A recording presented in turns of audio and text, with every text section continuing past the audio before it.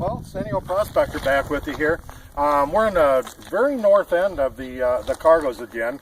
We're up towards the Picacho area on the corporate claims up here.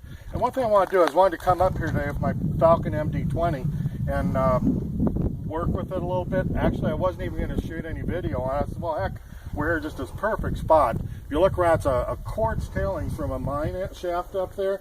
And there's just billions of pieces of quartz around here, piles and stuff on it. And we spent about an hour and a half on here testing samples and breaking rocks and stuff. And kind of found something. I'm not going to mention it right now till the end, but it was worth shooting a video for on it. So what we'll do is we'll talk about the little Falcon MD20. It's a high frequency metal detector. Really a neat little deal. You can use it for checking samples for gold. You can use it for checking your pan if you're sampling an area. Of course, we got Rusty with us today. He's going to give us our background barking as normal. You can use it for checking quartz. Basically, the unit comes as a kit or without a kit. You can get just the unit and the probe, or you can get the holster and a little headset for it and an extension that you could actually use. It's a PVC extension. You could use it as a metal detector if you're in a mine or working in a bank up on the edges and stuff. But today we're just using it with got the holster and the shaft here. If you notice on here, there's two rings. There's a red ring and a black ring on it. The red ring is the most sensitive setting. The black ring is, I'll call it the normal setting. You just run the copper band right up till it touches that. I like that setting. It's plenty sensitive enough just like that. The way you set the machine up, I like to turn it on. And I'll just kind of let it sit for maybe 60 seconds or 2 minutes or so, kind of stabilize on that. And then when you go to use it, very simple to set up. All you do is the auto ground balance. Bring it up just till it makes noise, then back it off, bring your sensitivity up. I'm going to bring it a little bit closer so you can hear it. You want to just hear a background hum. I tell people like you're listening to a mosquito on the other side of the room. And the way you work with this unit is I'll just pick up a rock here. You test it. There you can hear we're getting a hit. But what you do then is after you get a hit, you go take the probe in and out. If it gets louder going away, we'll call that negative. It's mineralization. It's not a good hit. If it gets louder going towards it, let's take a little vial of gold here. There's our hit. You hear it getting louder going towards it.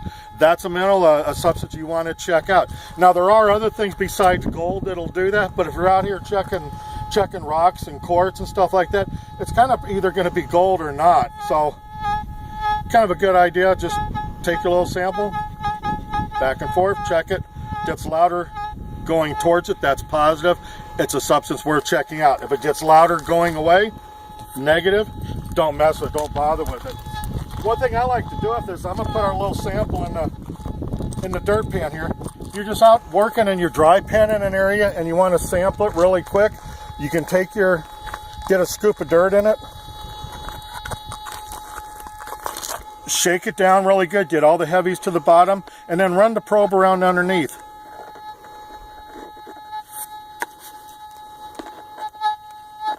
There's our hit.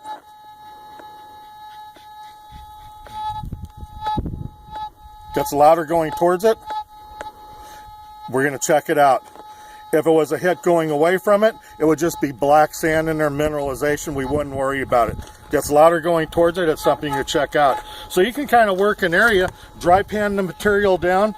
You get all your rocks and your stuff off on that.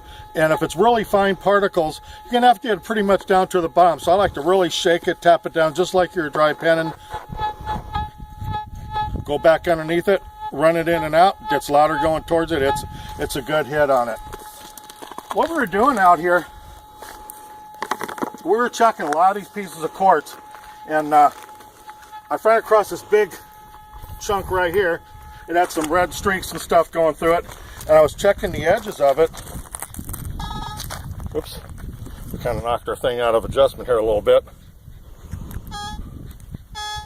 Bring it right back up in. And I was checking the edge and stuff. Now we had checked quite a bit. Not, I didn't make this whole pellet, but we were randomly checking pieces, running around, and I was running over it, and guess what? I got a good hit on it. And so I kind of looked at it, and I didn't see much, and I broke the chip off of it. And sure enough,